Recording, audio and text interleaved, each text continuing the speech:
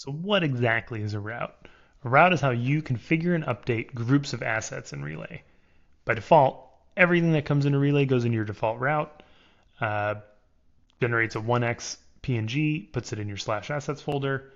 You can configure this however you want. You can add destinations, you can add image sizes, whatever. If you don't want it to do anything at all, just remove those destinations. This will get disabled. Can't do anything there.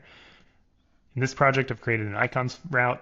This creates 1x and 2x PNGs and puts them in icons slash 1x or 2x respectively. I've also created a banners route.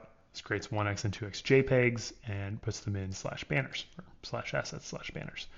You can select any asset in Relay and it'll tell you what routes are applied and what images are going to be generated as a result. If you don't have anything selected, you can push everything in a route all at once. So if I want to update all my icons, just come to my icons route and I can push everything in this route and it'll send it all off to GitHub.